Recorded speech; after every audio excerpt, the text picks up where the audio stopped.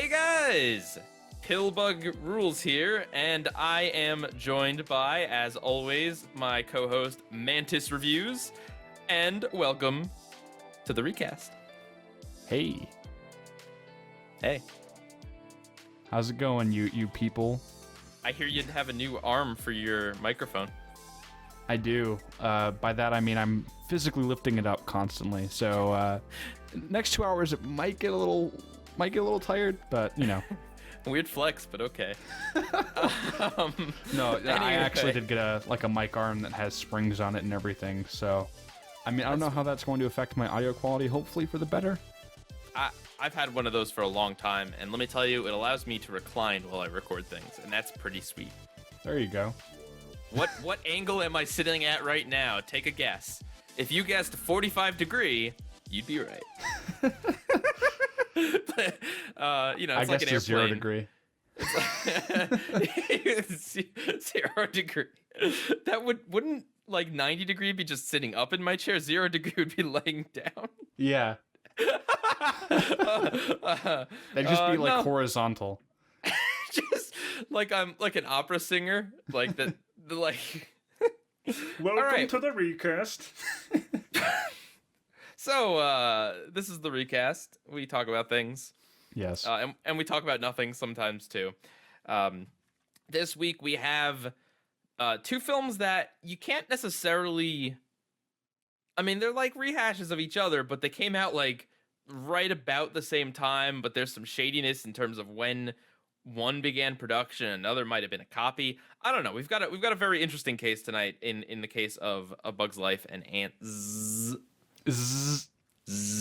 Not to be confused with B-Movie, Nope. which I'll be referencing later. So, but yeah, we've got that. We have once again not much news because it's like it's that Christmas to New Year's period that like no one's right now all the movies that are coming out now are like not good, like excluding movies that came out in December and are still in theaters.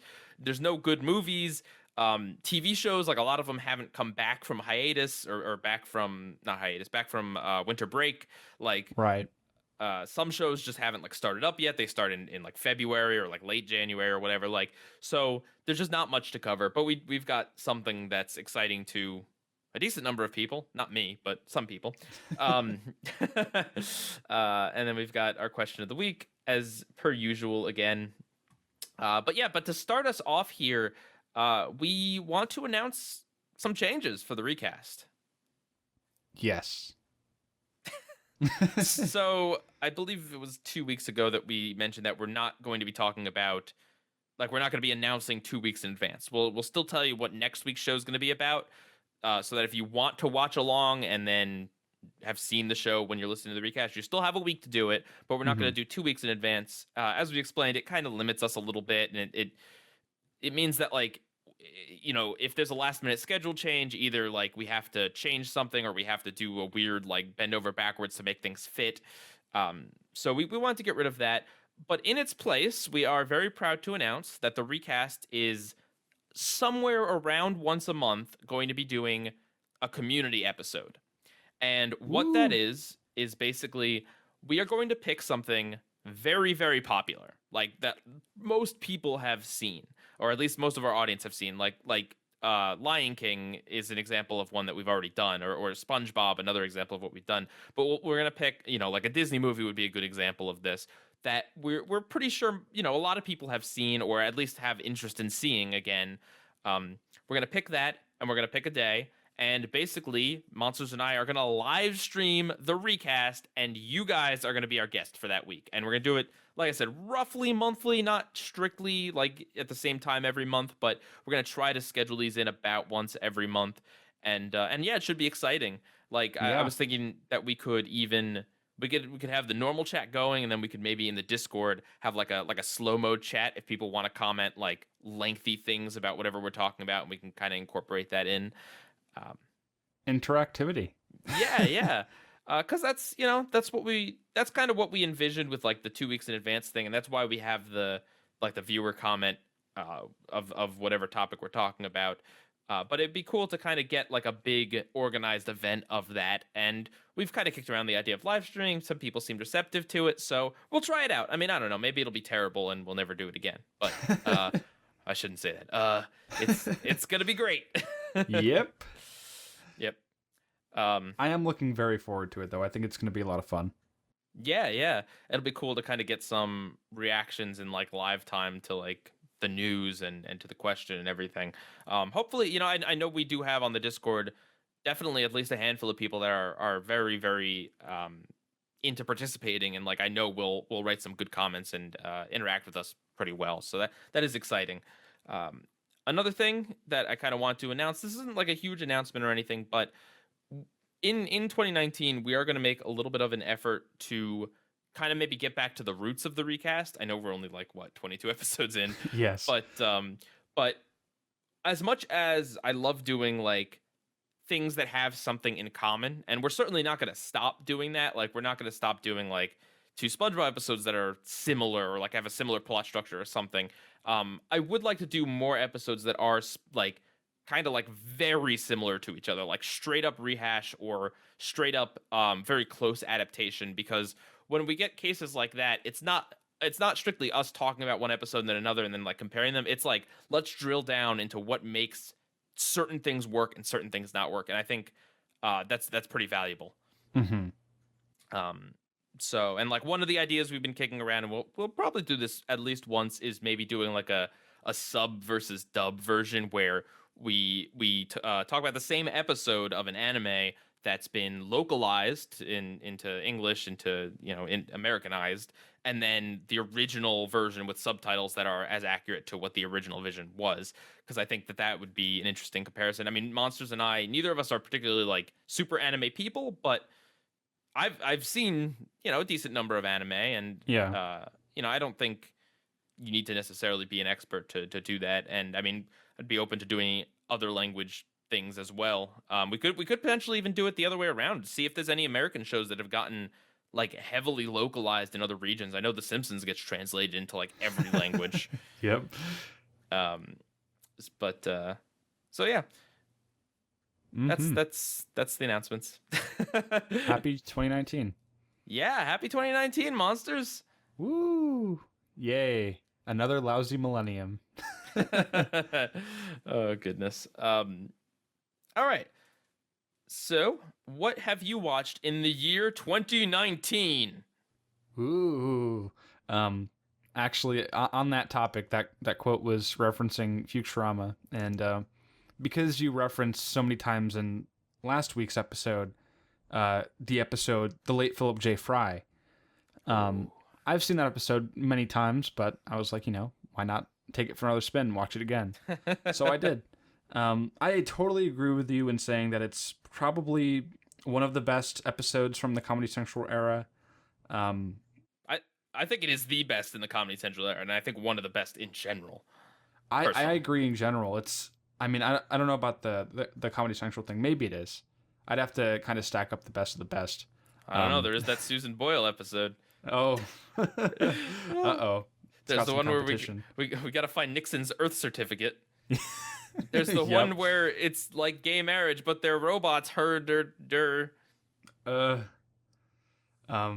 for those of you that haven't seen it or don't remember it or whatever, basically kind of the concept of the episode is Fry is late to everything. And one night he apologizes to Leela for being late all the time, and he offers to take her out for dinner, for her birthday. And he's about to get ready. He gets a card. Right as he's about to leave, Professor Farnsworth is like, "Hey, I just made this time machine. Can you help me try it out for a bit?" He's like, "Yeah, I guess." So they try it out, and they accidentally go like really far in the future, and they realize that the time machine can only go forward and not backward. So basically they keep trying to go forward in search of finding a time where they develop a backwards time machine, but they accidentally go so far that they find like a parallel universe where it's basically kind of the same thing. And they go through that like once or twice. And And then they kind of in a similar fashion to Rick and Morty's Rick Potion number 9. But before it. But roughly what 5 or more years before it. Yeah. They end up in the same spot as they were before, and their time machine lands directly on top of all 3 of them, crushing them.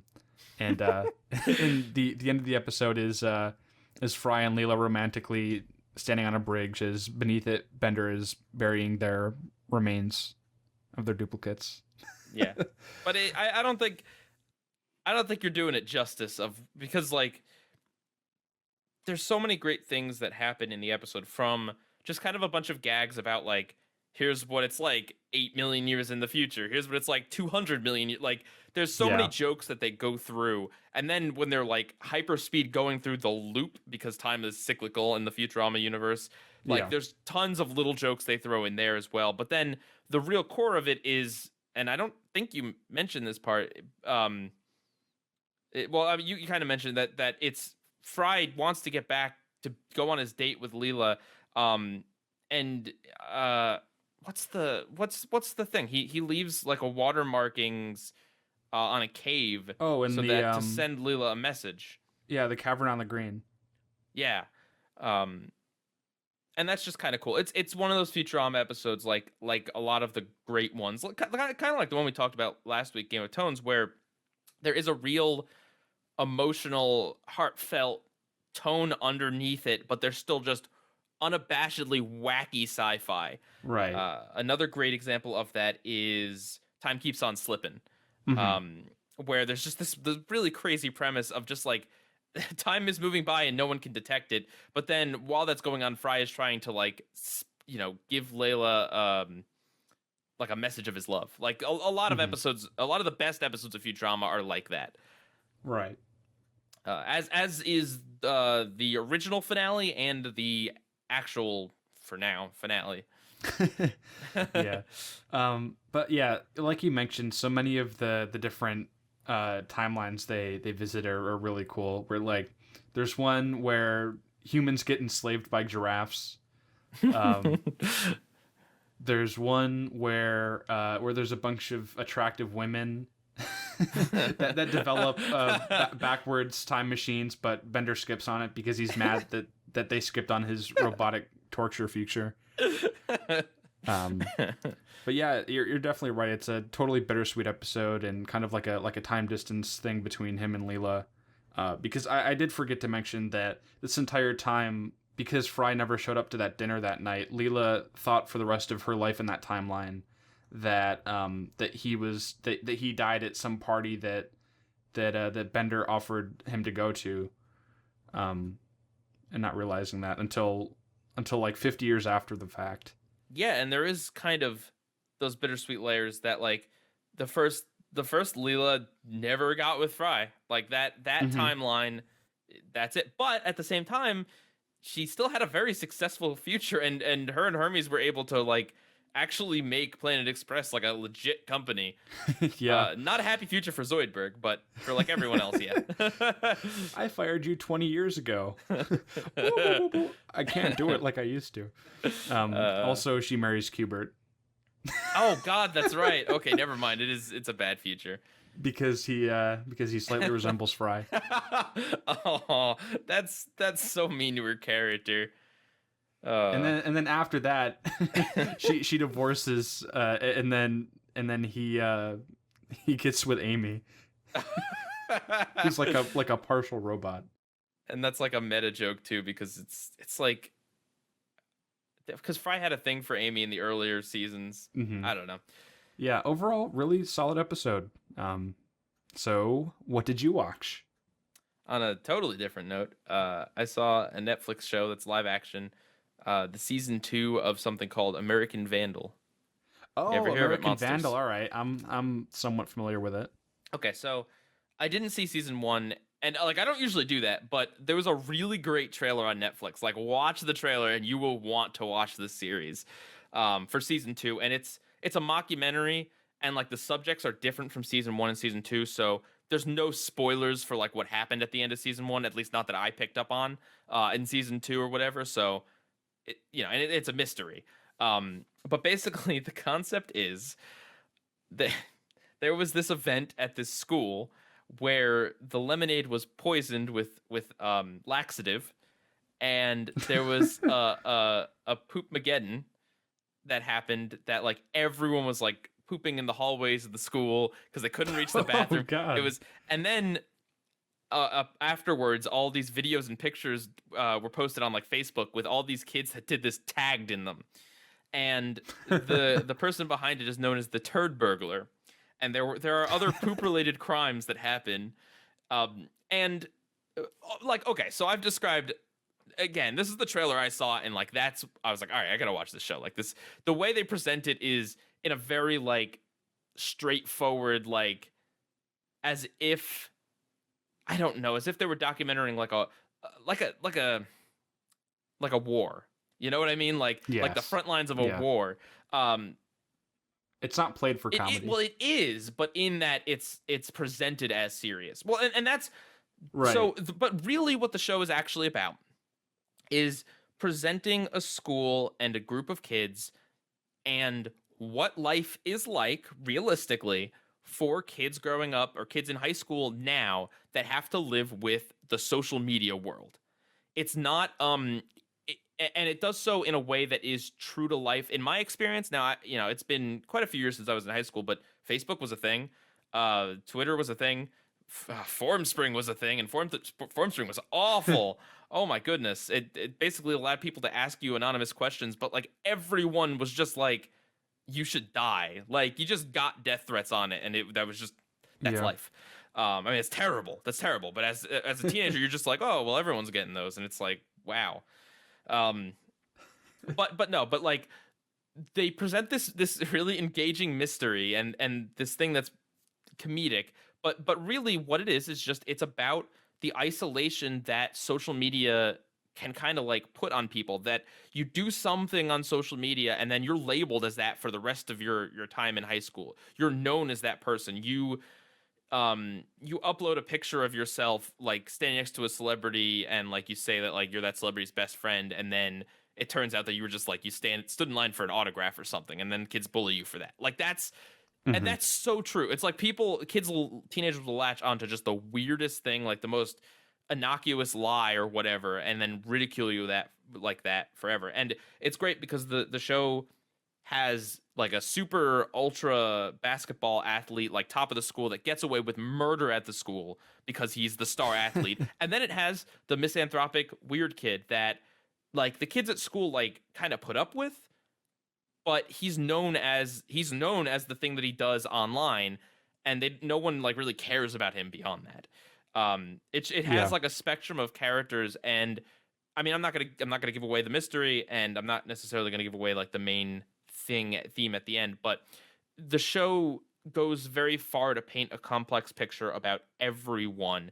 It's not like, the snooty basketball player is like evil or anything like that, or it's not like the weird kid is like a school shooter or something. Like but then these characters aren't like saints either. Like they're complex, real people. And the documentary style really kind of helps sell it like it's a real thing and not like some sort of cheesy, like Degrassi type thing. Right. And yeah, they cover some really interesting themes. And then on top of that, the mystery is good. It's a very solid mystery. There's great, like you think it's over, and then there's twist and twist and twist. And then on top of that is that like, because the event is a poop explosion, they're able to frame it. They're able to frame it depending on what they want to do in what scene and what episode. They can frame it as either a horrific thing that like these kids were poisoned basically, or as this really comedic thing. So it's like one of the things I love about BoJack is the balance of just ridiculous animal puns and serious legitimate drama. And that's kind of what this show does, in that it's got tons of poop jokes, but it's also like a real hard-hitting look at just how difficult and frustrating it can be being a teenager in general, but then being a teenager in the social media era on top of it. And it's, right. I think it's kind of like recommended, highly recommended viewing, I would say. Yeah, I've seen a bit of the first season, and yeah, they very much do kind of frame it in like a true crime, making a murderer type way, but also it's It's basically like it's framed as a documentary being made by two kids that go to the high school where the event happens. Right. And the event is basically just one day a bunch of phallic images appear on cars in the high school parking lot, and nobody knows where it came from. They assume it's one kid who's like the very obvious suspect, but he claims that he didn't do it. And the second season follows that a bit, but I definitely do want to go back and watch the first season, but I don't know if I'm going to be able to, because I like, from the little I have seen of season 1, season 2 definitely kind of like takes it and one-ups it. Right. But yeah, no, I definitely check out the trailer on Netflix. I mean, like, the thing is that it's like rated whatever, like adult or something, but like it's teenage life. Like, it's not, yeah.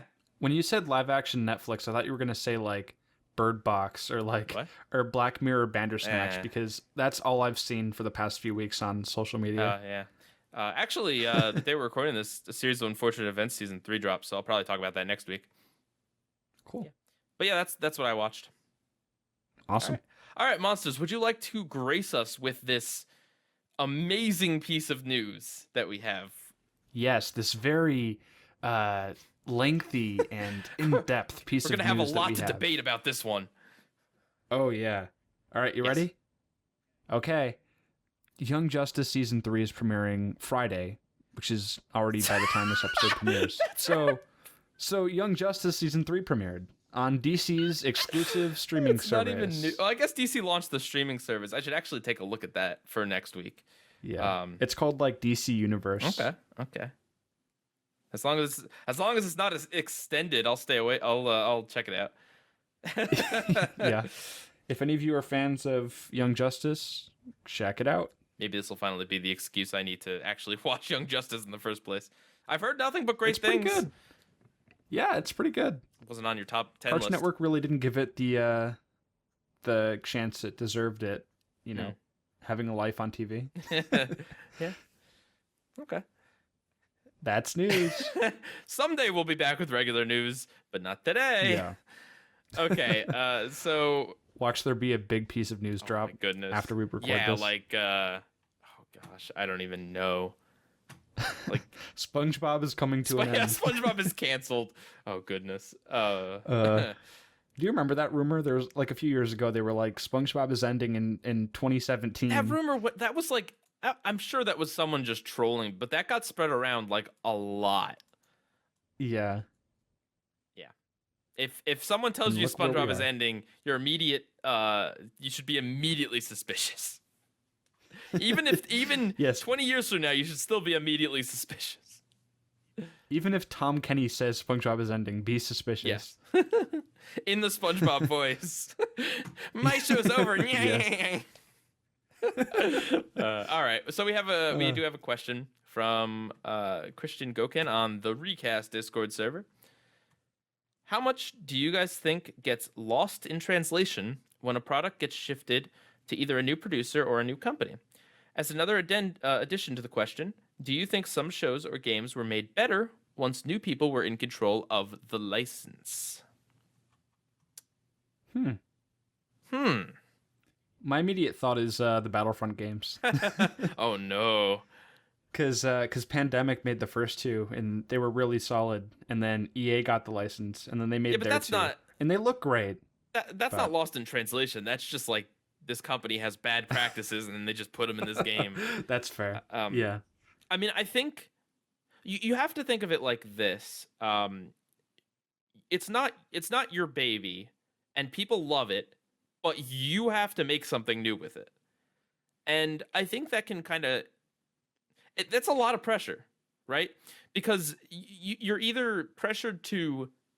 You stick too close to the vest, and you just make it just like kind of more of the same, which I think is a trap, because if you stick too closely to it, you're never going to be that original.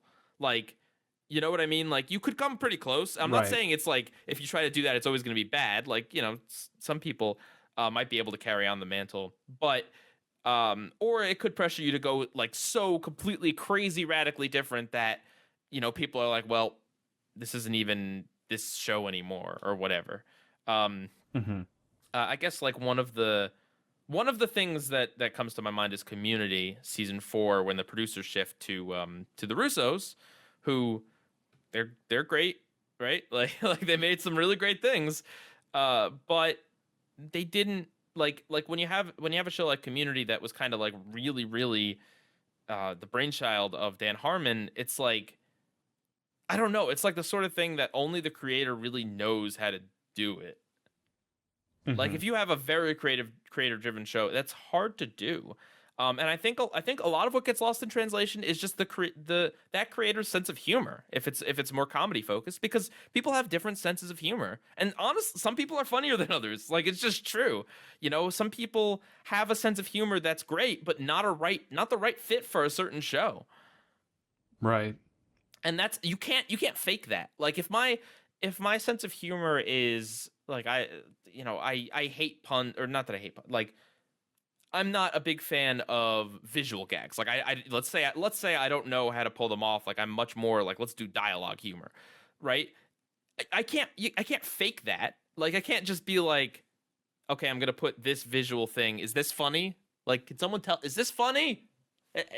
Like you can't. I mean, you can do that, but odds are you're gonna get someone that tells you it's funny, and then it's not funny. Like you just got like census grouped or focus grouped and yes to death.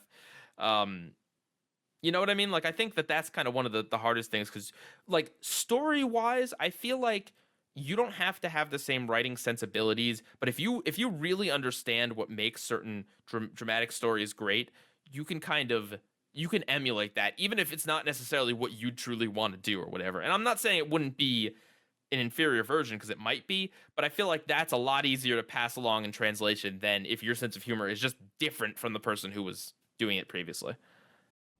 Yeah. I think of when Disney acquired Doug from Nickelodeon.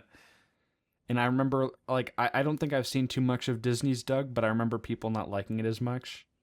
You didn't? Because I think this question kind of applies to people who take something that already exists and try to basically do the same thing with the same intent as the original property. Because I was also kind of thinking of the Powerpuff Girls reboot, but that's almost kind of like a reinvention. Yeah, it's not. But at the same time, there are some things like they totally missed the point of Miss Bellum and just wrote her off because they didn't really understand who she was as a character. Yeah. And I mean, I think there's also a certain thing, like Disney is a great example where it's like there's a certain congruity. Actually, I saw an interesting video about someone was talking about how Disney ruins lightsabers. And oh, I saw that. Yeah. I'll link it if I can remember. But basically, Disney like made lightsabers kind of less lethal. Like you characters can kind of get like slapped with them now, and they just kind of get a little scar. Whereas like limbs, it's a beam of like pure energy that will just destroy anything. That's kind of how it was originally. And so like that change was probably not made by the directors. That change was probably made by Disney, because Disney needs to keep a certain image and a certain congruity, because Star Wars is now a Disney film. So in an effort to kind of keep congruity with other things that producer has, they will shift around certain things to make whatever property they acquire fit better in their lineup. Right. Many people would argue same thing with the Force in The Last Jedi. But that's an entirely different. Let's talk about The Last Jedi again. No. Yeah. Let's make some more people angry. Let's see. Do you think some shows or games were made better once new people are in control of the license? I don't know personally, but I do know that Doctor Who is an example where, I mean, they just have different creators just all the time. But I know, the guy that did Sherlock, what's his name? Moffat? Anyway, he worked on Doctor Who, and people were fed up with how he was writing Doctor Who towards the end, and then a new person came in and made it better. I mean, I was thinking maybe Futurama, but that's more of just like the parent company, because most of the same staff was working on it. Yeah. But to be fair, the Comedy Central era is filled with a little more I don't want to say raunchiness necessarily, but a little bit more like violence and stuff. And that's, you know, you could say that I don't know that Comedy Central gave them a note and said like, tone it up, you know, get edgier. But more trendy topics, you know, but who knows? Who knows if that was them, or if that was Comedy Central, or if it was the creators feeling the pressure. You know, it didn't necessarily have to be like a note from on high, but it could have been like, we can do this now, so we're gonna do this now. And I'm not saying it made the show necessarily worse, but it didn't. I don't think it made the show better. The topical references definitely made the show worse. Mm-hmm. But I feel like that making things better typically only comes in with certain franchises that have had tons and tons of people like working on them, like comic books, right? Like a comic author will come in and have a good run, and then he'll overstay his welcome by 100 issues, and everyone's fed up with them, and then they'll bring a new person in, and then they're happy with that new person.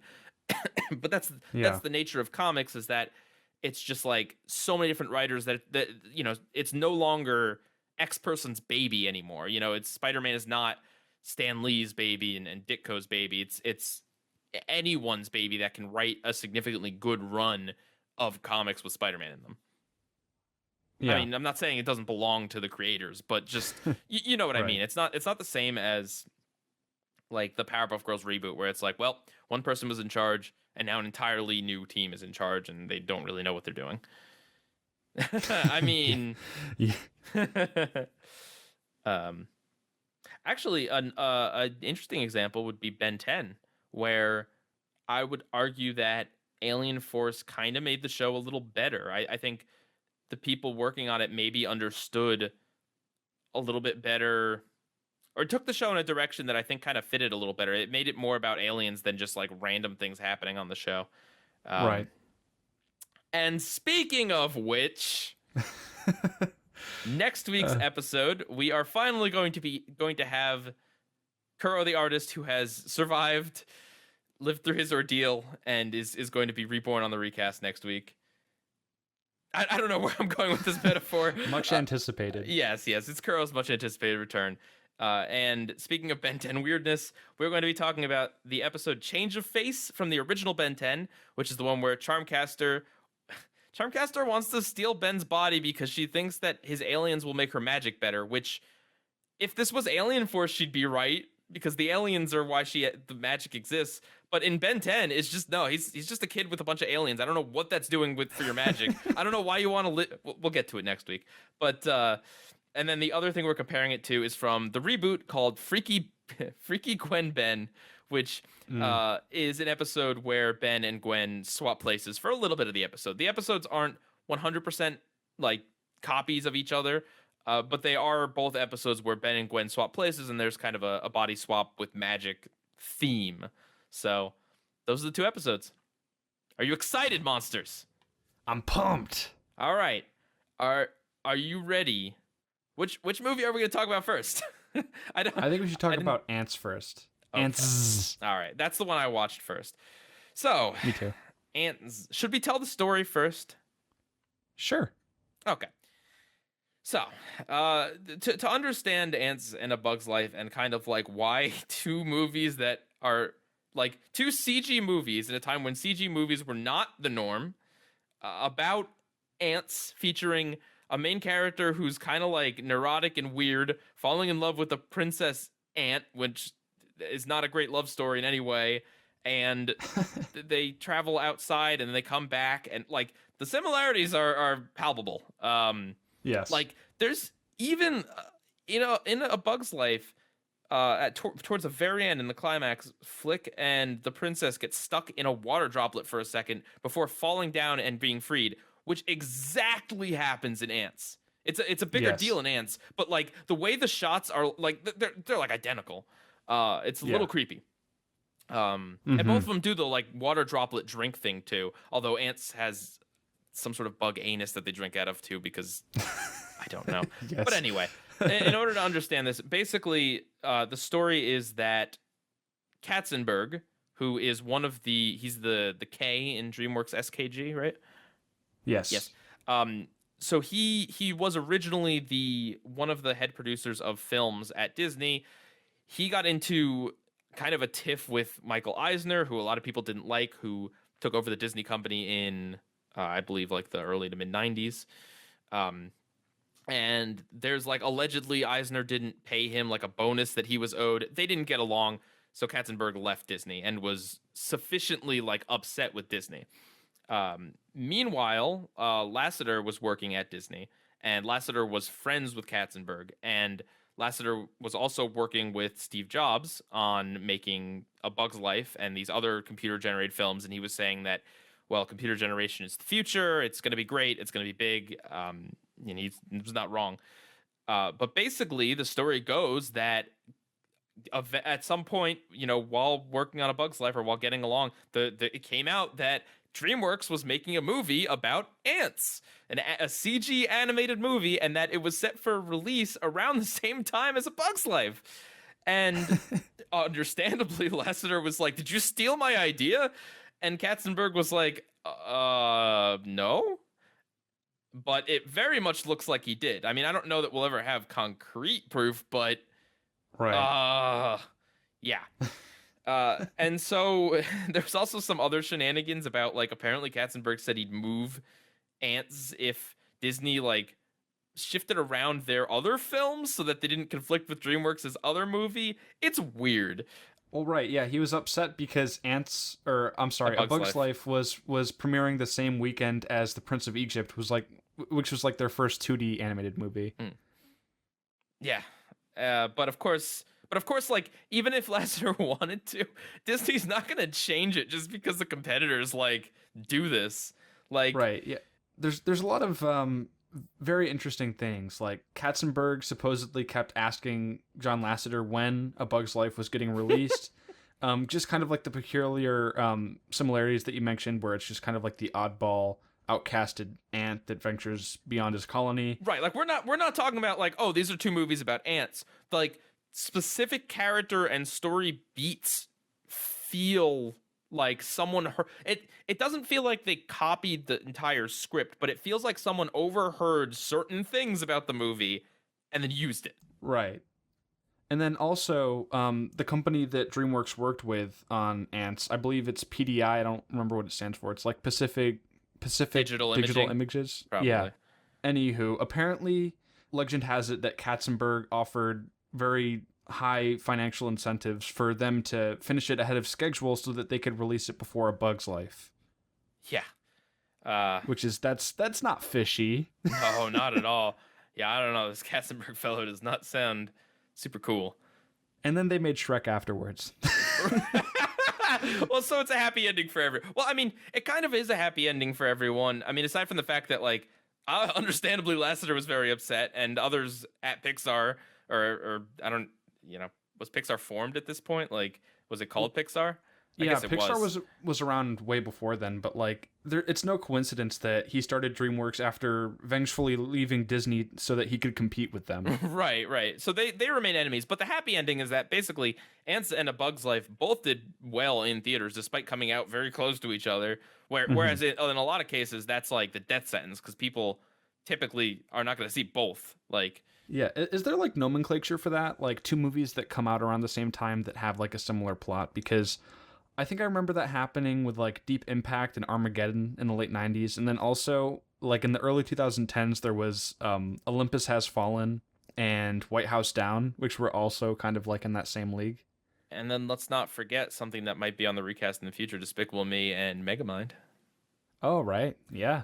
I don't think this, I mean, well, like so one of Katzenberg's excuses was that Antz was like a script that was like shopped around for a while or whatever, and eventually wound up with him. And that happens. Like, sometimes ideas and scripts are sent to multiple studios, and then like one studio picks it up, but the other studio has heard that idea and they know the other studio is going to make that movie, so they want to compete with it. Or sometimes it's just trends. Like right. That time period when there was a lot of those young adult novel movies coming out right after Harry Potter, like Twilight and the Divergent movies and Hunger Games and Percy Jackson and like all that sort of stuff. That's just like trends in the marketplace. That's perceived trends anyway. I mean, none of those worked out aside from Harry Potter. Well, Harry Potter, Twilight, and Catching Fire, Hunger Games did, but like a lot of Percy Jackson and like all that other stuff, it just didn't go anywhere.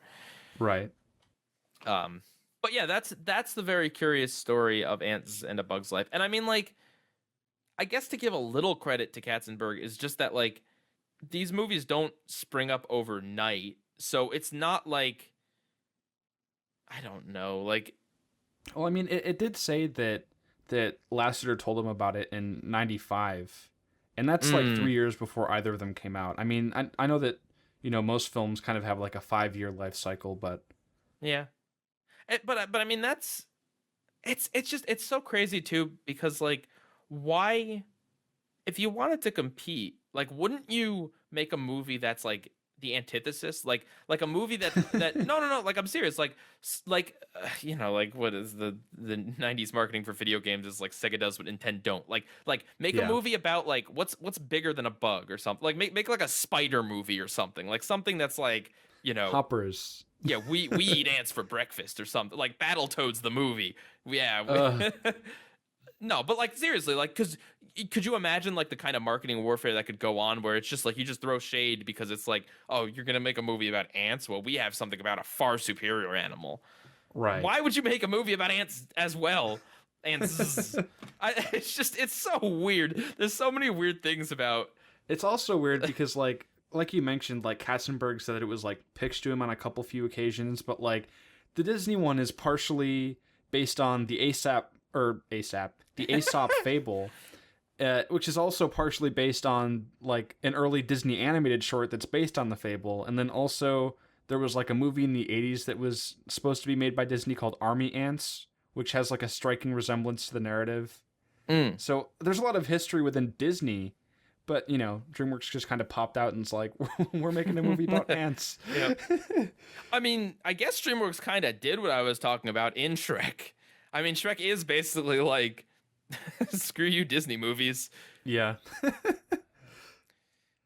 Whom later caught on to the trend themselves. This princess is tough, not like your average princess.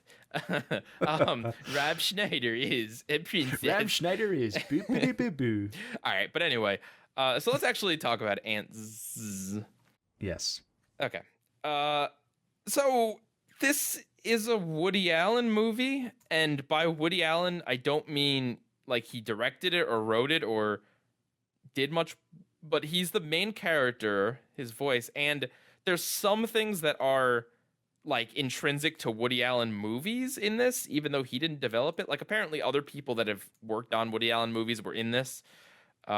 There's also like that shot of New York at the end, and at the beginning it's him in like a psychiatrist's office, like rambling about his neuroses. Like, that's Woody Allen all over this dang thing. And it almost feels like maybe they like last second panicked and thought maybe like making an identical movie to someone else is not the greatest idea, and we should give this some sort of identity outside of the other Ant movie.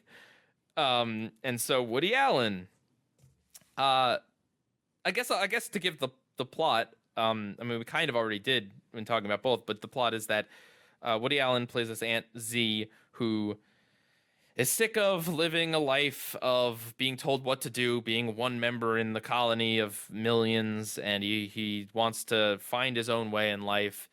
And he meets a princess and has dance moves that no other ant has done for some reason. And then this sets him off. He's also told that there's this like utopia out there for bugs, and he wants to find it. And through shenanigans, through a lamp knocking Buzz Lightyear out the window, he ends up with the princess outside of the colony, and they find their way to the bug utopia, and they come back, and there's an evil general guy that wants to get rid of all the worker ants, and climax. And I don't know if you could tell, but I wasn't a huge fan of this movie. Yeah. I didn't think it was awful, but I mean, you know, I thought it was tolerable at most. Yeah.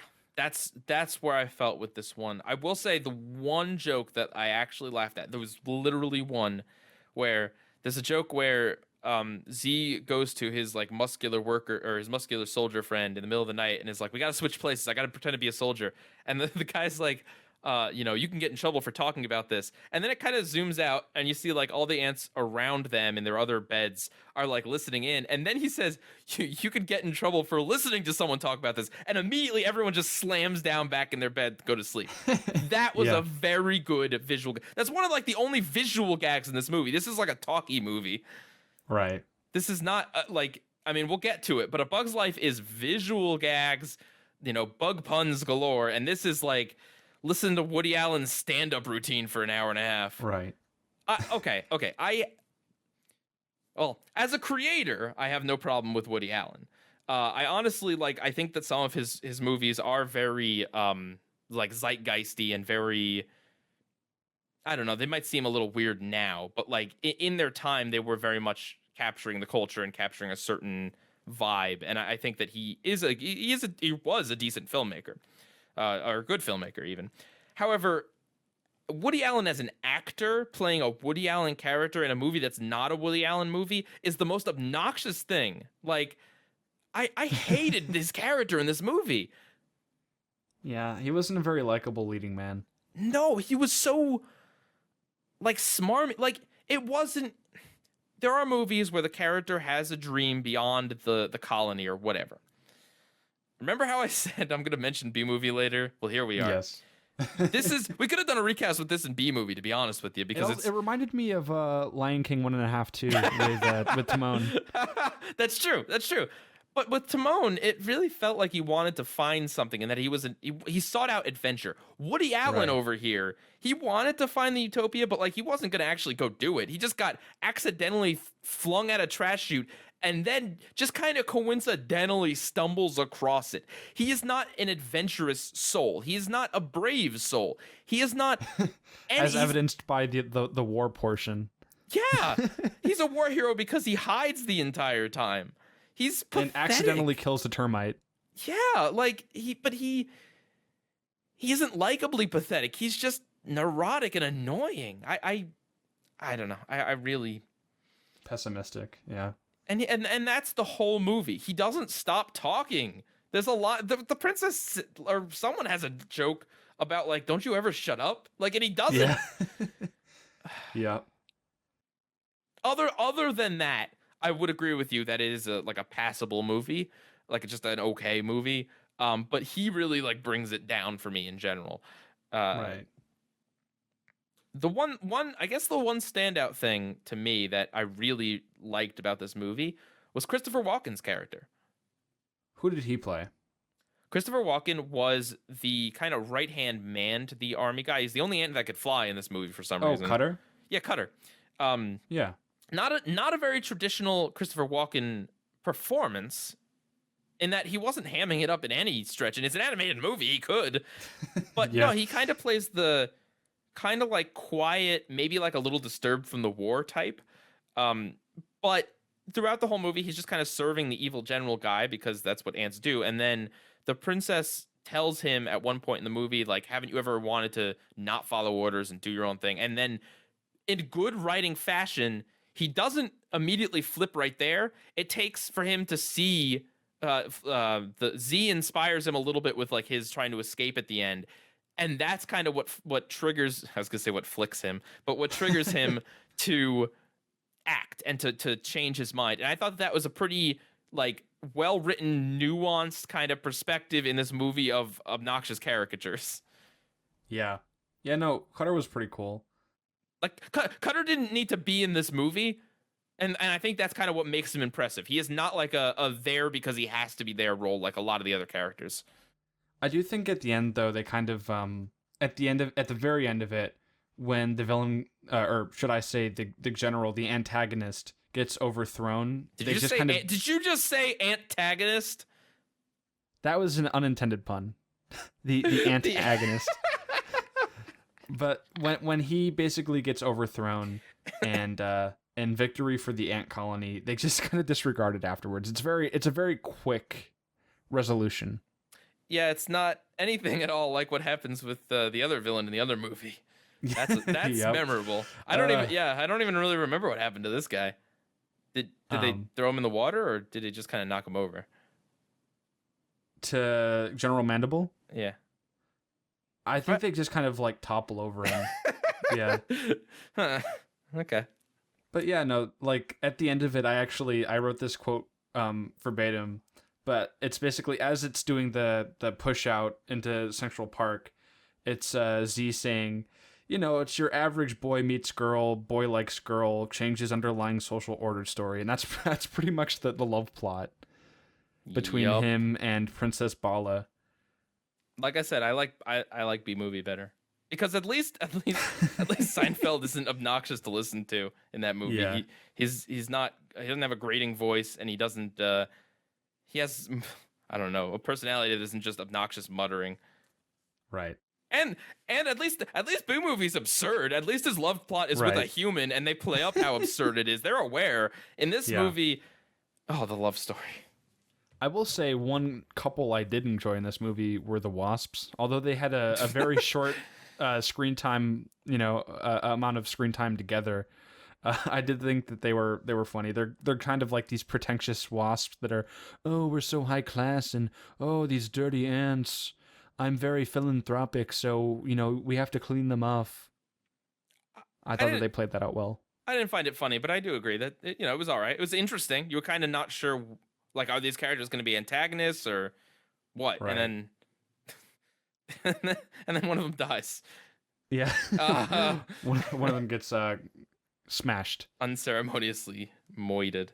Yeah. So I guess on that topic, when I was like researching a little bit for this, apparently critics at the time like applauded the fact that this movie was more adult. Personally, I thought it kind of felt forced because like across the movie they scatter in like really, really mild curse words. Yeah, like darn. Yeah, the other one, and then the H word. Like they're very mild. Yeah. And there's Drinking like from the anus. yeah, but then also like, oh god, Woody Allen has a line about his most erotic fantasies. Like, Yeah. I'm sorry, but it kind of felt to me like try-harding to maybe like one up Disney or something. Like it didn't, to me, those moments didn't feel earned by the situation. It just kind of felt like I don't know. It felt forced to me. We gotta shoehorn in some mature jokes for the adults. But it wasn't. They weren't even like clever double entendres or anything. Like it's not like a. Right. And they're not even like super dirty joke like Rocko's Modern Life level of like let's hide something really dark. It's more just like. Insert mildly sexual reference here. Yeah, like the word erotic or like whatever, and it's like Did it benefit this movie in any way? What? No, I don't think so. Was it funny? No. I don't think so. Did it harm it? I mean, I found it a little distracting. I'm not going to say Slightly that's like, shocking, yeah. Yeah, but shocking for the sake of shocking, not because they're not like cursing through the whole movie. It's just like two scenes that they felt like let's change it to show like it was just jarring because it kind of felt out of place. Yes. And that's the thing. Like I wouldn't have had a problem if this movie had been more mature in general, but like. This isn't a movie for like adults. I don't think. No. Like, not in terms of like the jokes or like the oh it's animated, it's not for adult. No, but just in terms of like the story is so boringly simple. Like the romance plot it's insulting. It's like they have this magical. It's like a romantic comedy, and it kind of is, but like in a bad way, like in the worst possible ways. Like it doesn't even have the good things of romantic comedies, like if there are good things.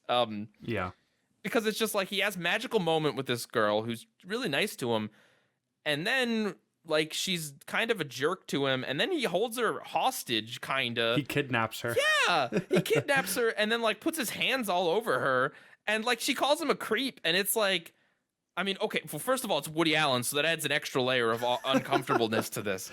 But in general, it's like, I'm not rooting for this couple. And then she changes her mind because the movie goes on, and he's, like, nice to her.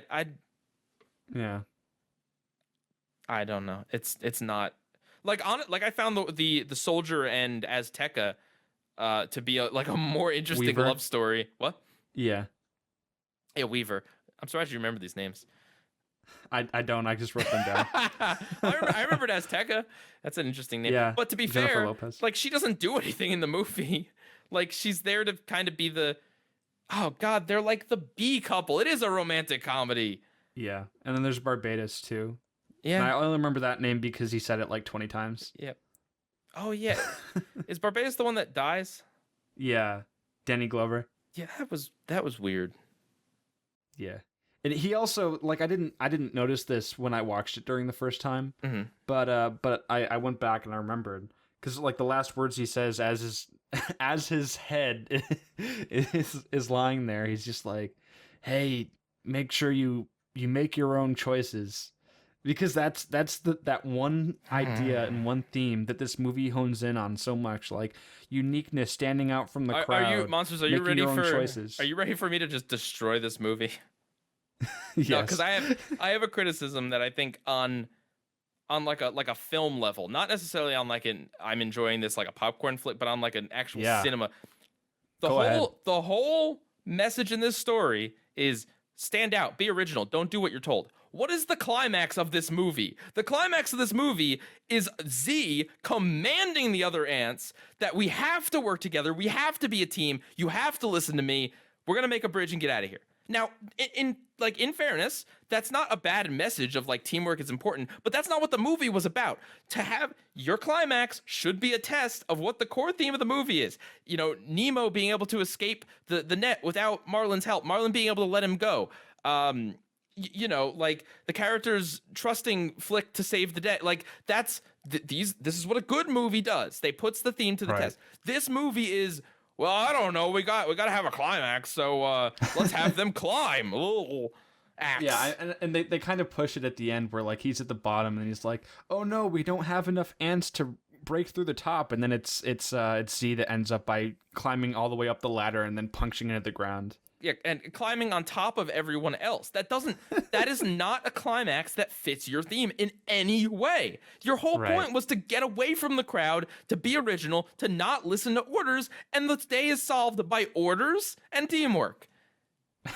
What? Like, who wrote this? I'm like, and again, I don't think that this makes the movie unwatchable, but I think that on any level of like actually discussing filmmaking to like to a degree, to an art, I think that completely makes this movie just stupid. Right, I agree. Like it completely pulls the like the theme is like the one of the few things this movie actually had that was like, I'm not saying good, but like something that they seem to care enough to like invest in through the whole movie, and then they blow it. Like, So what about the animation? How'd you feel about that? I mean, it was, and this is with the time and context involved. I think it's detailed. You know, I was surprised at how well they were able to, you know, have large crowds, and there's some big set pieces, and I also noticed like a lot of film grain too. I'm not sure if that was artificial or not, but no, I mean, on an animation level, I guess for the time it looks okay. I don't think that I'm not sure if this was intended or not, but the ants don't look very good. They kind of look a little creepy. Well, that's the thing. I think on a technical level, yeah, I mean, they don't look amazing, but they look, I guess, closer to like PS2 than to N64. Like, if you know what I'm saying here, like they're not blocky at least. They did a good job in terms of detailing. Like, it's technically impressive for the time, but I think they look ugly, and I'm staring at these things the entire movie. Yeah, they're definitely not cartoony. Right, and that's in direct contrast to A Bug's Life, where I would say those characters are not as detailed looking, and they're not as realistic, I guess, or like, you know, exactly. They're not as believable as like real living beings, but they are nice to look at. And they look better even though they're not as detailed. Yes, and it's kind of, it's like what you said weeks and weeks ago about the Lion King remake, about just that it's like, just because it's more realistic or more artistically impressive doesn't mean that it's the better choice for your film. Right. Because yeah, there were some shots, especially when it was kind of just one character on the screen, like an over the shoulder shot or whatever, where it did kind of maybe look a little more like PS1 and 64. Like there were some close up things that like I don't know if it was like the blinking or the texture or just whatever, but like it there were times where this did not look good. But then You could tell there was a lot of copy and paste too, like especially in the bar scene where they're all dancing. Oh yes, yes. But you see that serves the narrative. Actually, it's not lazy if it makes sense. No, it's still kind of well. It's not lazy. It's just they probably had to do that at the time. I mean, I'll give credit where credit's due. I do think that some of it looks nice. Like I like I mentioned earlier, I think some of the war scenes look cool. Like there's a shot where they're all marching and they're doing this war chant and they go over this hill and there's tons of them and they go into battle. I think that part looked pretty good. Yeah, and I mean, to its credit, the water also didn't look bad.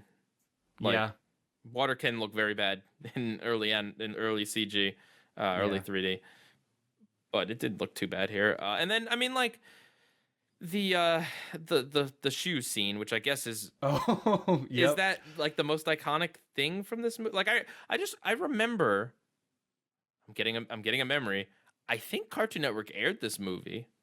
Probably edited. I betcha edited. But I do remember them or some other network advertising this movie with the shoe scene because I know I've seen that before, even if I'm not sure if I've seen Antz in general before this. Right. And I mean, if you think about it for like any amount of time, like this person is not walking in any way a human would walk. I don't know. I don't know what they're doing. Maybe they're like a little. He kid kept skipping. taking like awkward pauses. Yeah, and then their foot like extended up like 90 degrees in front of them. It was really slow too. Yeah, which I mean, I don't know if that was for like dramatic effect or because ant time is slower than human time. I don't know. Is ant time like bullet time? Oh goodness. But no, I mean, like, I'm not gonna say it was like the most impressive set piece out there, but it was memorable. Like, the shoes and the swaying back and forth and the gum and all that, like. It was certainly something. And considering we hadn't really seen too much sign of humans aside from like the magnifying glass, it was kind of interesting that we even got like a fly swatter and like, humans walking around and all that. Yeah. Yeah, that was pretty cool. I kind of wonder what that model looks like. How far up did they model that character? Like, is it just a pair of jeans and shoes? Yeah. They didn't make a face. It's just nothing. Yeah, it's Jimmy Neutron when pants attack. Yeah. Walking pairs of fast jeans. Okay, so let's see. Let me see if there's anything else.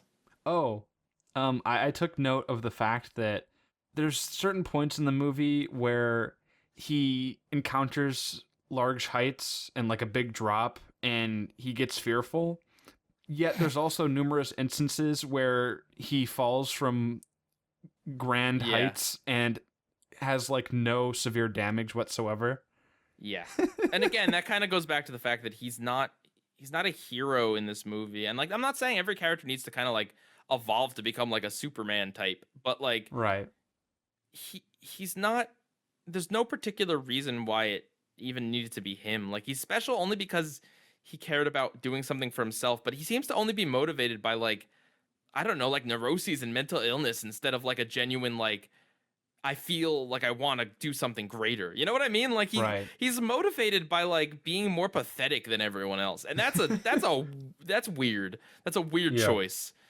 And I'm making it sound more clever than it is. It's not that clever. Like, that could be a clever movie that the hero is someone that's just only the most pathetic of people could do this task, but no, it's not like that. Also, something note that I had was that in this opening monologue, he mentions like, I can only lift 10 times the amount of my body weight. And then like 4 minutes later, movie time, he's holding up a ball of like 4,000 ants. Like, what? I know he drops it, but like, right. You could have rephrased that joke. Like, and not to mention, none of them get crushed. That like it just has like bouncy ball texture. Yeah. Giant wrecking ball full of ants. Yeah, but you have to have that because otherwise, it wouldn't make sense at the end. Yeah. It's a callback. All right, well, let's move on to A Bug's Life. I have a little more to say about Antz, but it's mostly in comparison, so I'm ready to move on. So the plot of A Bug's Life is that there is this bug named Flick, who is different from all the other ants because ants with an S, by the way, uh, because he's an inventor and he's a little oddball, and he kind of gets in the way of everything. The ants always have to prepare food for the grasshoppers, who are basically like this mafia that collects this food from them, or if they don't have the food, they'll just, I guess, kill them or torture them or whatever. They'll eat them instead or something. So Flick accidentally ruins the supply of food that was going to be fed to the grasshoppers, and in order to make up for this, he wants to go and find heroes to fight off the grasshoppers, and he accidentally gets circus people. And through a series of wacky shenanigans, he gets found out that there's just circus people, and then the circus people end up saving the day. Yay. Okay. It's Seven Samurai. Is it? Oh, have you not seen Seven Samurai? No. Oh, well, it's a old movie by Akira Kurosawa. And yeah, it's basically the same idea where like these seven samurai kind of stand off against these bandits against all odds. And I mean, this is kind of like almost like a loose interpretation of that, I feel. Oh. I kind of felt like maybe I'm like completely oblivious and like this is true or something, but the story almost feels like it's like a Shakespeare adaptation or something. Like I feel like Right. Shakespeare, his work often has like actors in it, or like Hamlet has the actors that play out the murder. Right. You know what I mean? So like I feel You like feel that this, way with the circus troupe? right, yeah, that's part in particular. Like hero goes to get brave warriors, and these circus performers are mistaken for that through like farcical play level like farce, you know, like Right. like misunderstandings and shenanigans. Like that's very much like a play thing. But I couldn't find anything that it was specifically inspired, so whatever. And okay, so I would say up until Cars 2, this would be the worst Pixar film. And I say that not with hatred, but I say that with, I see there's issues with this film. And Pixar's early work is just great in general. Yeah. What would you rank lower than this then? Well, I was also thinking of the first Cars and Well, and what was it? Ratatouille, maybe? No. oh, Okay, no, you're right. No, how dare you're you? right. You're right. I'm gonna revoke you're your right. snob card. You're right. A Bug's Life is probably the worst OG Pixar film, and probably in the lower half of them overall. Yes, and like, don't get me wrong, I'm not a huge fan of Cars personally, but I think that Cars, even like, Cars is still pretty visually impressive today. Like, not next level impressive, but it doesn't look old. I mean, maybe I need to watch Cars is Cars a again decent before movie. I say this, but no, but Cars really pushed the boundary. Cars had this insane world building. Like, yes, I'm not the biggest fan of it, but I do feel like Cars had significantly less flaws, and I don't know. It kind of goes full force with what it's going for. No, yeah, Cars is pretty decent. I guess like the way I could sum it up before we kind of talk a little more in depth is just that the protagonist is not interesting, and the first like act and a half of this movie is kind of like a lot of setup and just a lot of jokes, and it doesn't really do much. But once the incredibly long climax, like the 3-part climax, kicks in, once the grasshoppers show up again, that entire ending is like awesome. Like, I love that. That's great. That's why this movie is a good movie. I don't think, and what makes up for Flick being honestly like a lame protagonist. I don't think he's annoying like Z is. I just find him really bland and kind of like not even in his own movie basically. But the circus performers completely like are so memorable. They kind of it's a little more forgivable. Pixar is always great at making these really great, really memorable supporting characters. This gang of characters, no matter what film they have, it's like always this gang. Like whether it's the emotions in Inside Out, whether it's, I mean, even I know not a lot of people like The Good Dinosaur, but some of those characters are like the more interesting parts of it. Like Finding Dory has I know they're kind of rehashes of Finding Nemo characters, but they're still Right. memorable and attention was put into them. And I feel like they make up for a lot of the shortcomings of this film by having a lot of personality. I would have watched this movie if it wasn't about ants and was just about the circus troupe. Yeah, I agree. Where's that sequel, Pixar? I know. Where's the origin story? Where's like circus performer you or something? Who is your favorite member of the PT Flea circus troupe? Oh, honestly, I like a lot of them. I gotta say the stick bug. Yeah, I know it's like a weird, He was witty. but he's very dry and he's very like. There's a lot of good visual gags with him, and he seems to be like not enjoying the fact that people use him for visual gags. Yeah, he was like, people always have me play like a torch or a branch, and I hate it. Yep. I'd say mine's probably Heimlich. I don't know. I think that's the obvious choice, Yeah. but like he has so much personality and so much joy, and I don't know. He's a really likable character. I have this faint memory that Heimlich was like the advertising for this movie, like the character, like that. Yeah. But no, like I liked most of them, even the pill bugs that kind of reminded me of Minions, which, Yeah, the ones that don't talk really. yeah, I couldn't. Are they speaking Russian at some points? I'm not sure. I don't want to say they're speaking gibberish because they might be speaking a language at some points, and I don't want to be insulting. Right. The ladybug was also pretty funny too. Yeah, Francis was great. Francis was pretty fantastic. And Francis in particular could have been, I guess, like uncomfortable in today's climate. Like it could have been insensitive, but I don't think her character. I don't think his character is. I think they did a good job of kind of, and it's interesting too because he obviously doesn't like it, but he kind of just like accepts like, all right, whatever, people are gonna be like this, fine. But like, of course, you always gotta love like the tough guy with like the heart of gold. It's very clever, yeah. Yeah, and then but like that's a lot of the characters too. I mean the flea is pretty funny as well, voiced by what's his name, Ratzenberger. John Ratzenberger. Yeah, okay, I was right. He's pretty entertaining too. Yeah.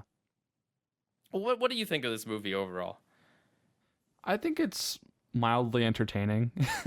Oh. I mean, it's not like I want those 90 minutes of my life back, but like, oh, I don't know. I've seen it a lot of times, and it just, I don't know.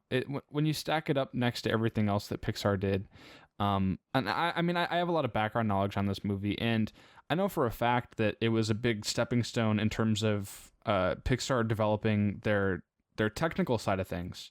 Because there were certain things like the shot of that grasshopper where like he was so frightened that, you know, all that was left of him was like the skin as he like ran away quickly. Like having those translucent textures was really difficult for them to develop, and I'm sure the water droplets. Yes, the water was difficult for them to develop. All of the different crowd shots, which I find it funny that they had so much trouble with the crowd shots when that's like pretty much most of Antz. Yeah, when they're a bit more far and spread in A Bug's Life. It's like, let's not forget, like compared to Toy Story, Bug's Life is kind of like has a wider cinematography. I feel like in Toy Story they stuck to like a corner of Andy's room, and then like under a van, and then like inside a closet. Like they didn't have much of like, here's this big room and the toys are in like the little small part of it moving around. You know what I mean? Like, but I feel like even though in A Bug's Life, I feel like the set pieces were larger, but they maybe weren't as detailed. You know what I mean? Yeah. I mean, like with the exception of the city, because I think that was pretty detailed. Did you catch the Lion King poster on Broadway? The Lion King, yeah. And it also ties back because earlier in the movie, the comic relief grasshopper who mentions the Circle of Life. Right. Lion King. Which would, that'd be about the time. Late 90s would be the time to reference Lion King, because it had come out. Do you not feel how I feel about the climax of this movie? Like the ending? It's inspiring. No, I mean, I don't mean like the specific like ending. I just mean like the whole, like, What, the them fact putting that it's found out by the colony that they're not who they're made out to be? No, God, I'm not talking about that. No, but like from when the grasshoppers return, like putting on the play, and then having the fake bird attack, and then having that get destroyed, and then the real bird, utter chaos, and then the chase scene. Like there's just a lot in the rain. Like there's a lot going on. Like I said, I feel like the movie kind of moves at a bit of a slothly pace at the beginning. Like especially it takes a long time setting up the circus performers, right. when really we didn't need that scene of them performing. Like, to be honest with you, I mean, I know the flea, like there's a callback that kind of is necessary there, but like we didn't need as much introduction to them because we see their personalities very clearly across the movie. We don't need it all kind of front loaded like they do. Right. Not that I'm saying I don't enjoy their performance at the beginning, but I feel like it does kind of you set up Flick and his world, and then you set up them in their world, and that's like a long time in movie time. But anyway, yeah. I'm not sure why. I really like the part with the fake bird. I thought that was cool. Yeah, well, there's this. It's got a really cool believability factor, but yet like well, it's cinematography because it's like the lighting and the rain, or that's before the rain, but the lighting, the way the bird is shot, the way the bird moves around, it's good cinematography and physics, good physics engine. And believable enough because it's like you see them building this thing and it's like, how are they gonna fall for this? And it's like, yeah, well, when the lighting is not great and there's like a scene of panic, makes sense. It's a bunch of branches with leaves, and then one of the tiny ants blowing into a horn that sounds slightly like a bird. Yeah, that's a good way to put it. And then his death is pretty cool too. Hoppers. Yeah. Netflix.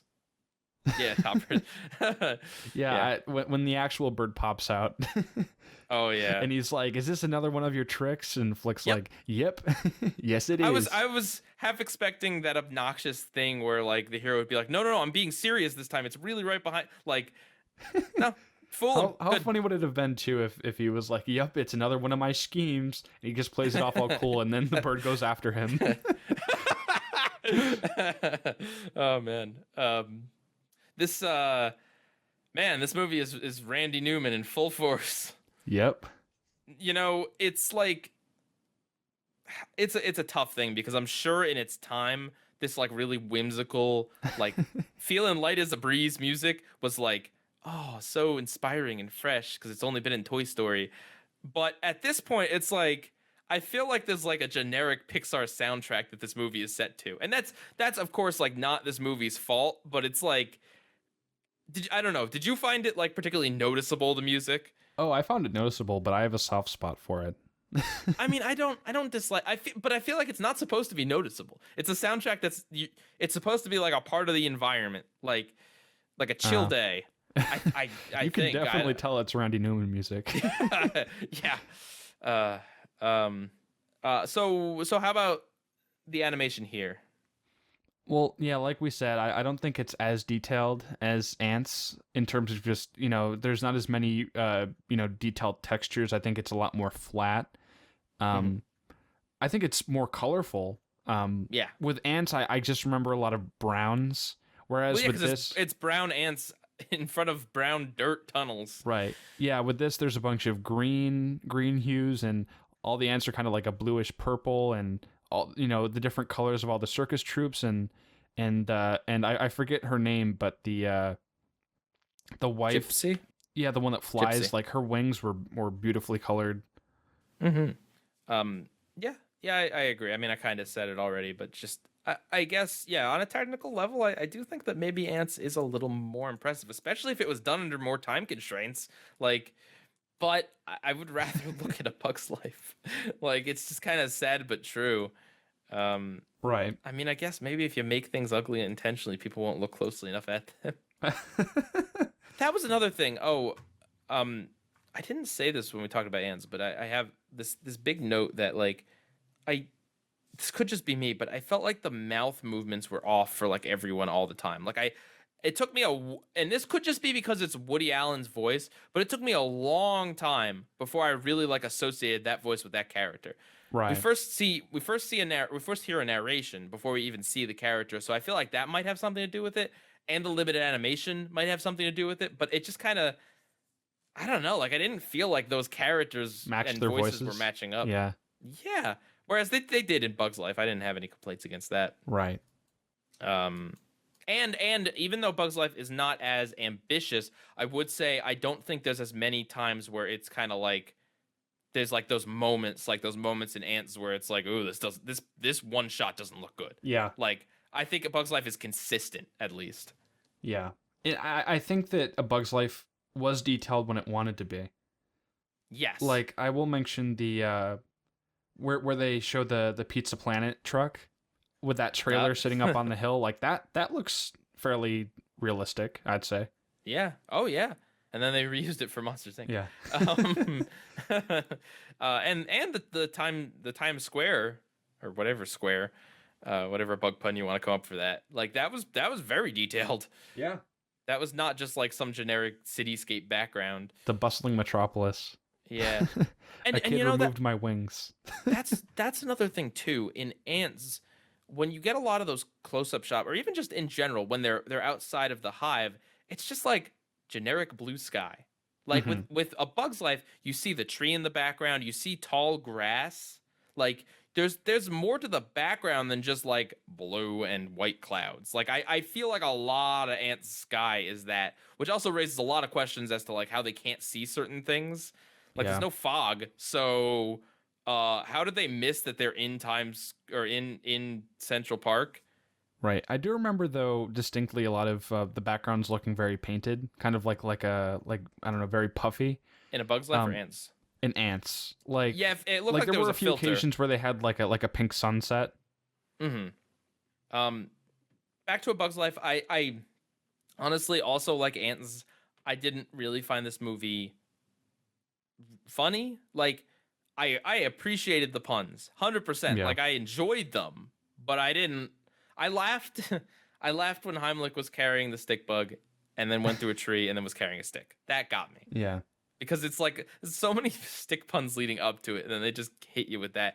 And then I think the real genuine good great comedy moment in the film is the painting of all of the circus people just like mutilated in war, painted by kindergartners. Like that was a good joke, and like the reactions of they play it out nice and slowly, and then the kindergartners do a play. Like that was the big comedy moment for me in the movie. Fun fact: I believe that drawing was actually painted by the son of Joe Ranft.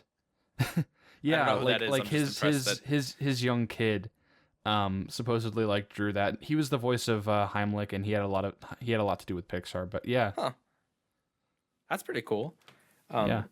Another thing, comparison-wise, is that I feel like, I mean, we mentioned that the humor in Antz is a lot more trying to be like witty, even though I don't think that movie is very clever. Whereas in A Bug's Life, it is a lot more visual gags, and I think because of that, or I don't know, just unrelated maybe, A Bug's Life has so much better world building than Antz. In Antz, like they literally are like, well, you're either a worker or you're a soldier. Even though we see a bartender later on. Like we don't have we don't have any idea of like how this world functions. Whereas in A Bug's Life, we see how bugs like, you know, take human things and make other things out of them. And that's good world building. Like this looks like a world where the creatures could actually function as like humanoid ants. Whereas in Antz, it's like what do they do about food? Where's the food? Right. Like what do they do about like entertainment? They have a bar, but like what else exists in this ant? Like, you know what I mean? Like there's none of that, you know? And I know that a part of the movie is about how like boring their lives are, but like I hate to tell you, it takes more than just like workers and soldiers like to have an infrastructure. Like it's not just mining and then soldiering. Like there's other like logistics planning and like all sorts of other things that you need. And the movie, it's not like you need to have these things, but the more little details like this you show, the more you show that you've really thought this world out, and the more clever the world seems, and the more real it seems. And in A Bug's Life, like Flick making the telescope, and like just like all the things they co-opt from the human world, like like they order a drink, the mosquito orders a O negative drink, like in its blood. Like that's just good, cute world building. And I mean, I will say, like I said, I think the beginning of the movie is kind of slow, and maybe if they cut a little of that out, they could have helped the pace. But I would much rather have a world that feels like a world than like this tunnel. Oh God, the puns. The tunnel vision that Antz has. I'd say my favorite bit out of the movie was with the two mosquitoes, where it's one of those lamps that zaps them. Oh, the buzzy thing. Yeah, and one of them is like, Henry, don't look at the light, and then he goes, it's so beautiful, and then he gets zapped. Another fun fact: I'm pretty sure that those two mosquitoes were voiced by John Lasseter and Andrew Stanton. Probably. But yeah, I'd say that was my favorite bit. Yeah, that was a pretty good bit. Like I said, I found pretty much like just those two jokes funny, but like I was entertained by a lot of those bits. Yeah. I'd say my favorite shot is towards the end when the fake bird is on fire, and Hopper confronts Flick, and the fire's kind of out of focus in the background behind Hopper. I thought that looked really cool. Hopper is another character like the circus animals that really popped. Like, not a fan of his voice actor, but it is undeniable that Kevin Spacey, acting or not, knows how to play that character very well, as he does in like anything that he's ever been in. Right. He knows how to be intimidating. He knows how to be scary. He knows how to sell villain speeches. And like Hopper's speech is like some of the more memorable dialogue in the entire thing. His speech about like what is this, like you're like a speck of dirt, but no, you're worse than that. You're an ant. Like he really good line there. Things that didn't pop so much, and this is in both movies. The princess and the love story involving the princess in both movies is dumb. I think it's better played off in Antz. Honestly, I thought it was more convincing because they just spend more time together. I think it's less it's less. See, here's the thing: it's less focused in A Bug's Life, which I want to say it's better because at least it's not like too much of the story. But there just wasn't much gravitas. I didn't really feel a connection between either two of them. No, and I mean, I think a part of it kind of goes back to the fact that Flick is just not. He's not a good character. We get that he's supposed to be like kind of a clever dude with his inventions, but we don't really know why. Like, why is he? What led him to be an inventor? Why? We know he's messed up in the past, but like, why does he? I mean, maybe it just comes from his background of just being curious, because that's kind of like his drive throughout the entire movie. I guess, but I didn't feel it strongly. I just didn't feel his character strongly enough, even though he's carrying the main theme of the film. Right.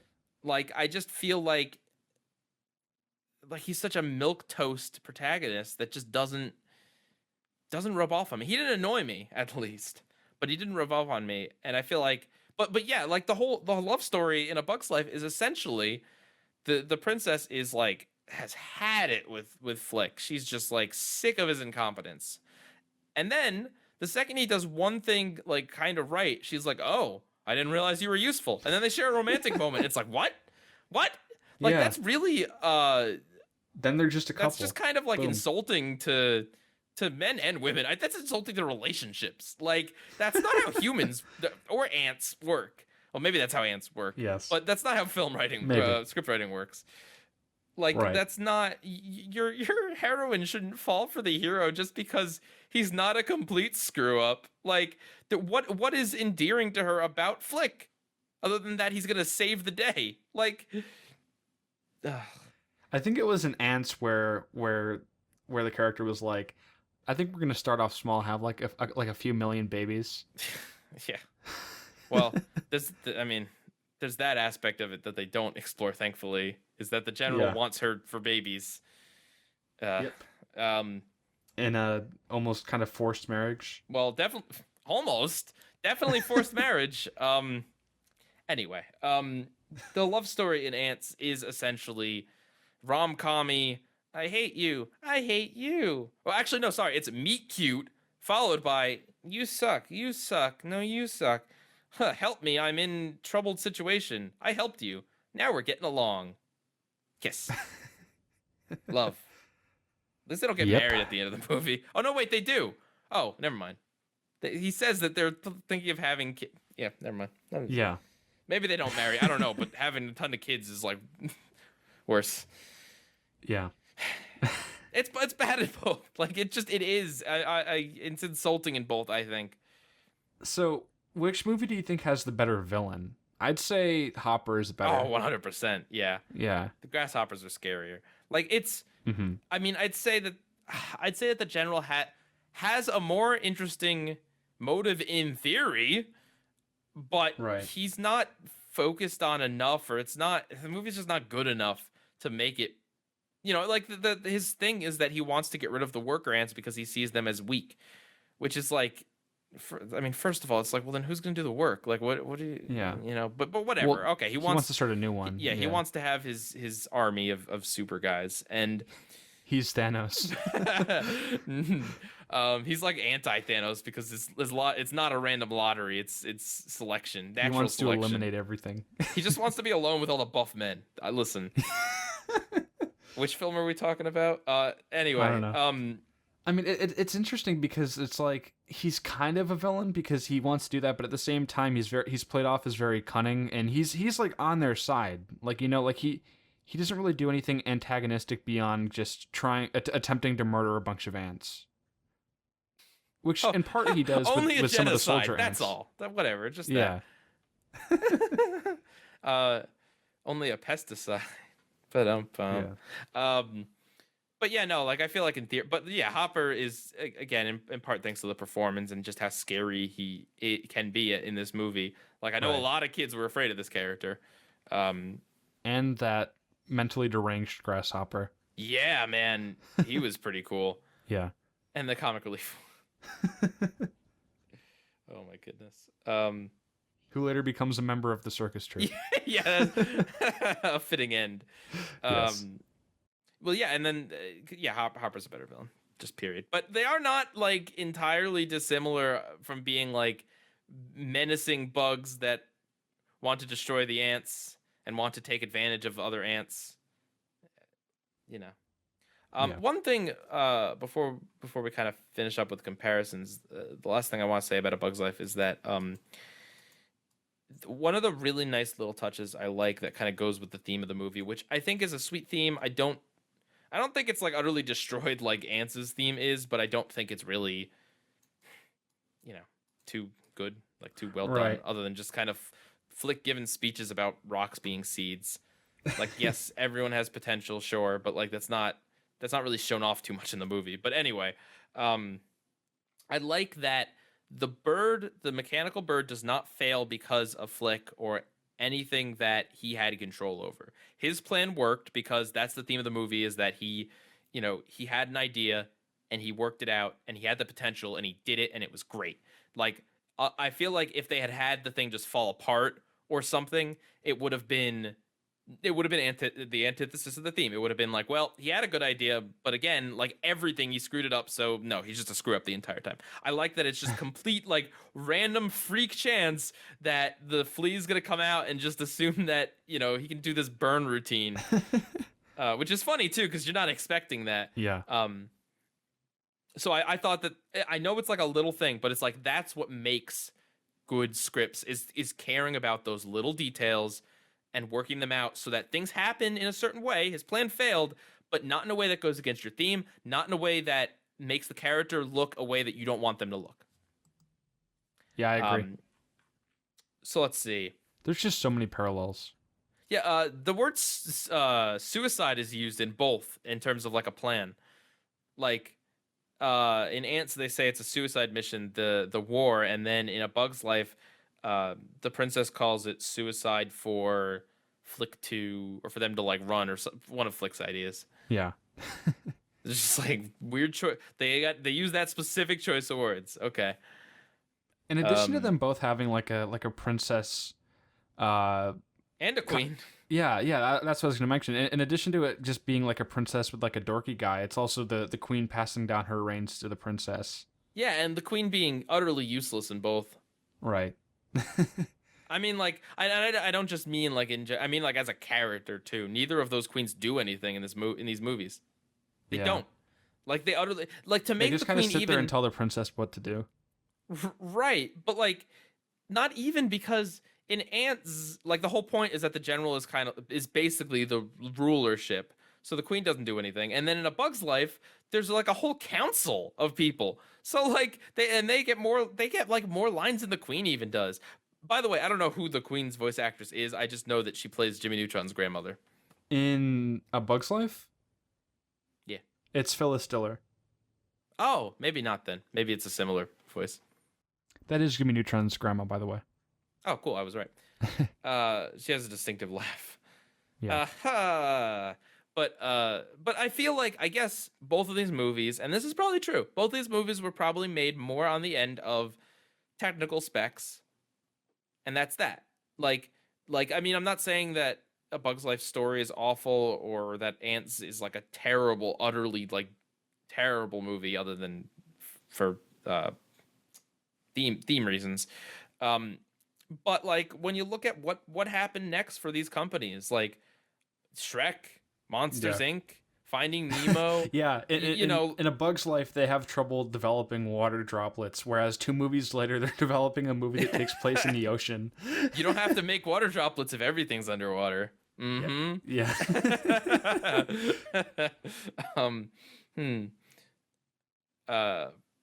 But yeah, like it is kind of interesting that there is even more parallels because I don't know that Shrek was like the very next movie, but like it was pretty soon after, and Monsters Inc. was the next movie, I believe. Yeah. DreamWorks had a couple 2D ones, but I believe that was their next CG one. Yeah, DreamWorks only had The Prince of Egypt and the Road to El Dorado, which El Dorado is a fantastic movie. I do really enjoy that movie. Or actually, did it also have Spirit? It might also have Spirit. Yeah, Spirit. Okay, maybe 3. I love The Road to El Dorado. Yeah, anyway, what a world we'd live in if DreamWorks had stuck to 2D animation. Maybe we'd still have 2D animation in the world. I know, rather than like less than 5 movies since the 2010s began. One of which is partial. And another of which is Teen Titans Go to the Movies, and another of which is My Little Pony. Yeah. Toon Boom is magic. That wasn't made in Toon Boom. It's a joke. Maybe it was. Oh, maybe it was. Let's see what else. Yeah, foreign entity tries to rule the colony. Yep. Little guy stands up to big guy. Individuality among a large conforming group. Mm-hmm. Leaving colony in search of something better. Both characters are kind of like clueless to the other characters around them. Screw up outcasts almost. Yep. Yeah. So they have one big fumble at the beginning. Yep. Oh goodness. But there's no dance scene in A Bug's Life. Therefore, it is worth. No, I'm joking. No. Yeah. Oh god, that was so weird in Antz. Yeah. Why did he do that? Because he was in love? Has no ant ever been in love? Maybe. Like the movie doesn't like. That's the thing. When it kind of seems like there's like some sort of like magical connection between them at first, but then the movie like drops that. Like, right. There's no justification. It's just like, he likes her. Yeah. He can dance. And like, does this Woody Allen type character seem like the type of character that can or would want to dance? Right. It's like also every ant knows this dance. Like, is this like the Macarena of the ant world? Ugh. And it's like 4 beats too. Yeah. It's like it's like a rhythm game or something. I don't know. He gets harassed when he's not doing the moves right. Yeah, why do these ants care? Like, that's the thing. Like, Antz doesn't do a good enough job at showing like the social pressure. Like, it's got the one ant that is like apparently in charge of the workers that is like, you should get back to work. And there's like talk of rations, but like we don't ever actually see any consequence of that. Right. Yeah. Azteca gets depressed because she gets her ration taken away, and then Weaver's like, "Hey, do you want to share mine?" But like no one eats in this movie anyway. Yeah, and by ration they're implying that it's already super small. Yeah, And by no one eats, I mean it's outside of the one montage. Yes. Wait a minute, hang on. I'm thinking of something in Antz. Did it even matter that they made it to the Utopia place in that movie? Insectopia. Did it matter? Did it do anything other than like a set piece? I mean, no. That's where he met the wasp, right? That took him back. That's where he met him at the picnic. At the picnic. But the wasp takes him back. But like, let's say they never made it to that place, and Christopher Walken was able to just find her by just looking, and then he could have ran to the wasp anywhere. Like him making it there didn't mean anything. Yeah. Maybe this is a worse movie than I'm thinking. Like, I don't know. They meet some cool people. It's like paradise. Yeah. Hey, welcome to Insectopia. It's your turn to get the fire going. Let's pick the new guy. All right. Well, compare. Which one do you think is the better movie? A Bug's Life. I think it's a pretty easy choice, even though both of these movies aren't exactly great. Yeah.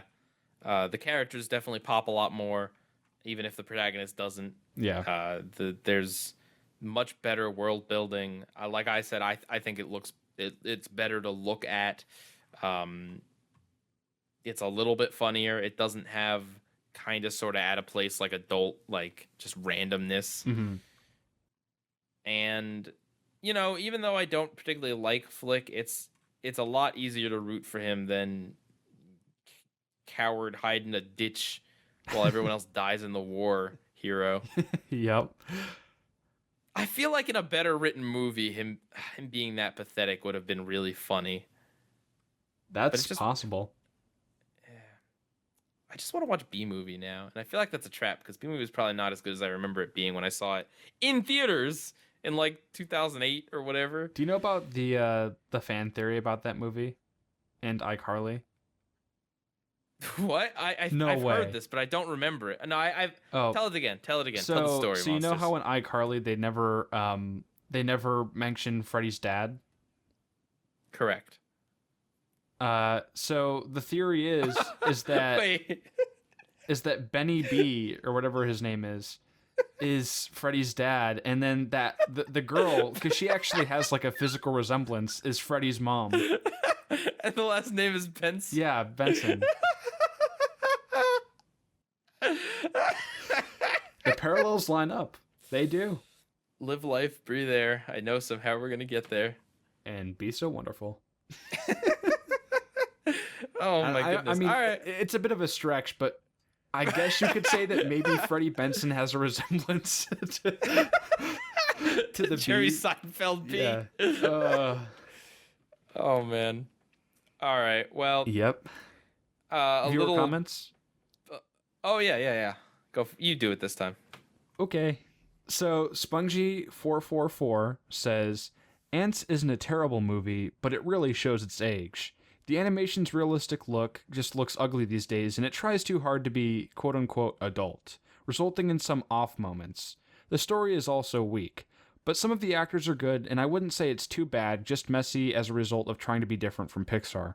A Bug's Life isn't anything great, but it has appealing animation, knows what it wants to be, and has good character/voice acting. Bug's Life easily wins for me. That's a very fair take. Yeah. And then Squid of Baconator says, A Bug's Life is just okay. It's not Pixar's worst, but I don't really enjoy watching many parts of it. A big part of that is me really disliking the liar revealed type of story. I just don't like watching those stories, and they usually feel like they drag in certain parts. Like when the lie/lies the main character told are found out and he is lambasted because he lied. I'll actually say, I mean, I'm also not a huge fan of... It's not even that I don't like those type of stories. I don't like the way they do it. And I will say that at least in this movie, it's really fast. Like, and it's not like this lie is built up through like 2 whole acts. It's like by the time he gets back, like over half the movie's over. You know what I mean? Right. Like I feel like as far as liar reveal stories go, Flick was already a screw up anyway that people hated. Like, Right. It's not like he was some great thing and he's falling from grace at this point in the movie. He's just kind of sliding back to where he was. and then the climax happens, and he's right back up. I mean, that's what depending I think, on how anyway. you look at it, this can either be a super manipulative lie, or it could be a lie that's in good spirits, which is I think that's more the take that I kind of feel. Well, I think also it's important to note that Flick did not intend to lie. He was not lying at the beginning. Right. He 'Cause genuinely didn't thought, know. yeah, through a misunderstanding that is a fair one, I would say, on both ends. Like, he wasn't lying, and then at that point, it's not like he's lying to save his reputation strictly. He's lying because at that point he has to do something, or else they'll all They're get the eaten only by option. grasshoppers. Yeah, if he tells people we have no plan, then everyone's gonna panic, and then like that's it, they're done. Yeah. So I feel like, not that, I mean, there were other ways that could have been handled. Of course, he could have privately pulled the princess aside and said, like, listen, we have a situation and we gotta deal with it, but I have an idea. Like, he could have said that, but I feel like compared to other liar reveals where like someone is lying because they just want a personal advantage over someone else, or they don't want to deal with the repercussions of their lie. Whereas there's a little bit of that with Flick, but he's generally, the plan is in motion because he's still trying to save everyone, not that he's trying to impress this princess strictly. Right. But good comment. Yeah. All right, so I was told Good comments. that a certain monster has a good trivia game this week.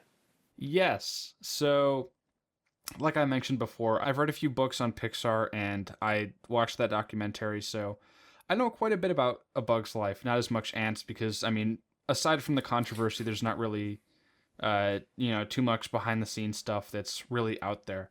So, Pieguy, I'm going to quiz you on 5 different facts about the production of A Bug's Life, and you have to decide whether it's true or false. Okay. All right? Yeah. So the first prompt is, the name A Bug's Story was originally tossed around as the title for the film. True or false? That's true. I remember reading that when looking. Yeah, it was scrapped once they realized, like, if we do it for our second movie, we're probably going to have to do it for the rest of them. Oh, that's a good... I didn't even think about that. Yeah. A Finding Nemo story. But I will say, I'm not a huge fan of the title, A Bug's Life. Like, it's not like this movie is about like a day-to-day life of a bug. This is a pretty big adventure these bugs went on. What else would they call it? Like Flick and the Warriors? I mean, there's titles you could come up with. You could be Flick's Flick? The Circus of Lies, or I don't know. I'm not a title person. There's a bug pun in there somewhere. Yeah. Titles bug me. Oh my goodness. Could have been titled An Insect's Existence. Yes. Technically there's a spider in it, and spiders are arachnids. Maybe they could just call it Spider-Man. Spider Lady. Yeah, just to kind of feed off the brand recognition. Yes, the brand recognition that Spider-Man movies had in 1996. Oh, right, yeah, before the Raimi movies came out. It's like that movie Troll 2 that has nothing to do with the first Troll, but it's called Troll 2 because it, to gain traction from it. But that one's got Harry Potter in it. Anyway, I feel like we're getting off course. Go. Yeah, you got the first question or prompt correct. Woo! Numero dos. The mannerisms of the villain Hopper were reportedly based on Steve Jobs. Well, I know they worked with Jobs on the film. I'll say that's true. That is true. Yeah, Steve Jobs was, once Pixar became their independent company, free from Lucasfilm, Steve Jobs was like a big investor, and he was on their board of directors. He was a pretty big name in Pixar, so I'm not sure if that's supposed to be like an insult to him or just kind of like a funny quirk. Yeah, I mean, they could, if they wanted to be cruel, they could have said the Psycho cricket was based off of him. Because by mannerisms, I just think of like the hand gestures and stuff like that. I think of like the kind of like hunching and like the neck movements, like the head. I don't know. Yeah. Okay. You're 2 for 2. Here's number 3. The film is partially inspired by the 1989 Disney movie Honey, I Shrunk the Kids. Well, Earlier, you said that this movie was inspired by like a scrap Disney film, but I don't think that was it. That's not true. Yeah, that's not true. It was inspired by Seven Samurai, like I mentioned earlier. Also, the 1996 movie The Rock, starring Nicolas Cage, directed by Michael Bay, because that. What?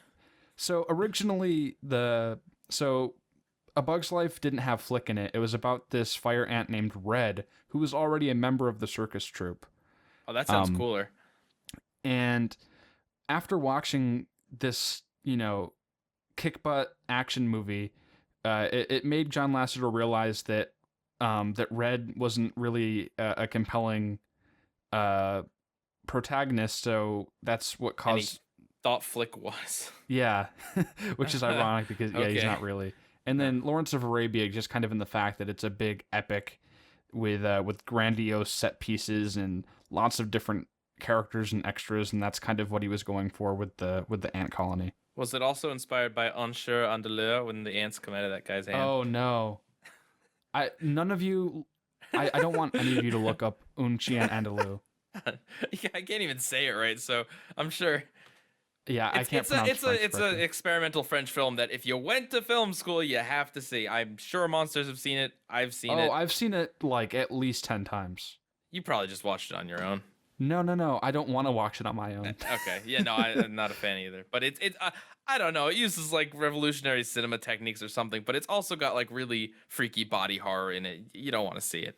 Yeah. I believe it was like partially produced by Salvador Dali anyway, but that's besides the point. Right. All False. right. A Bug's Life was not partially produced by Salvador Dali.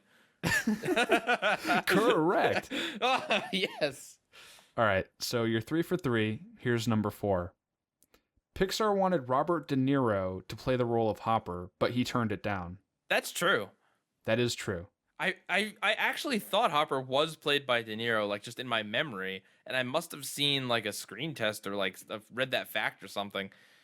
Yeah. And then I'm pretty sure at the same Oscar ceremony where John Lasseter won for, I think he won some sort of like technical achievement award for Toy Story. I'm pretty sure Kevin Spacey won something the same year, which is how they got in touch. I mean, like it makes sense that they would think De Niro because I mean the grasshoppers are basically the mob in this movie.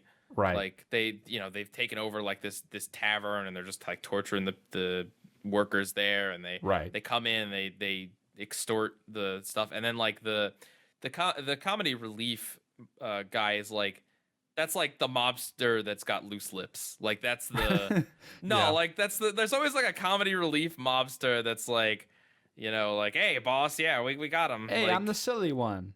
yeah, like I got a big mouth. Ah. Ah. Yeah. Okay, you're 4 for 5. Let's see if I'm sorry, 4 for 4. Let's see if you can Thank you. get the 5 out of 5 with All this right. final question. Okay. It took Pixar animators nearly 30 days to complete the film's opening shot. I don't even remember what the opening shot of this film is.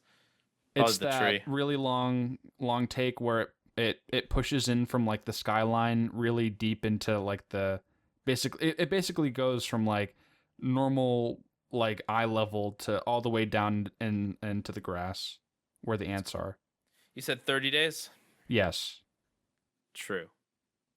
that's false. Ah, is it longer? No, that was just completely made up. Oh. Well, it took him some amount of time. It Yeah. could have been 30 days. You don't know. You don't It could know. have been 30 days. I did read, however, that it was one of the last shots that was animated in terms of their kind of production schedule because of how difficult it was for them. Right, and probably also because it wasn't strictly necessary. Right. I think the first shot that they animated, or just kind of the first scene, was the PT Flea Circus part, the part that you weren't really a big fan of. Well, I thought it was all right, but not necessary for introducing the characters. So All right. 4 for 5, still decent. You seem to know a lot of stuff about the movie. In terms of us and our track record with these trivia games, that's pretty dang good. It is, yeah. Thank you for putting that together, Monsters. You did a good job. Yeah, no problem. I had a lot of fun presenting it. Yeah, that last one was that was tricky. I felt like it should be longer, but then like I don't know. But yeah, It could be 30 days. Maybe you're right. All right, cool. I'll take a hypothetical 5 out of 5. It's Schrodinger's point. Yes. That should be Pixar's next movie, a movie about Schrodinger's cat. It's oh goodness. I don't know what that movie would be other than a dead cat in a box, half of it. Yeah. You know. What is Pixar's next movie? Toy Story 4? I think this one, oh, maybe it is. All right, well, anyway, you know, I hope you guys enjoyed this. I think we did a good job. Honestly, I think we kind of drilled down some really good criticisms of both these movies and some faint praises. Yeah. We tried to dig up some good out of this dirt. I mean, if nothing else, it is definitely interesting to watch these movies back to back because you can definitely see this is not a case of like, you know, oh, they're both ants, but like the movies have nothing in common, because that's not true at all. There's there's any number of stories you can tell with ants and bugs and whatever, and it's no coincidence here. Yeah, so, a lot of speculation. Time will tell if we get more info on that. Yeah. When that fabled DreamWorks documentary comes out. Yeah. All right, well, Antz story. Antz, yeah. The story, yeah. That's the title of this episode. Anyway, with that, PIEGUYRULZ out. Catch you guys next time.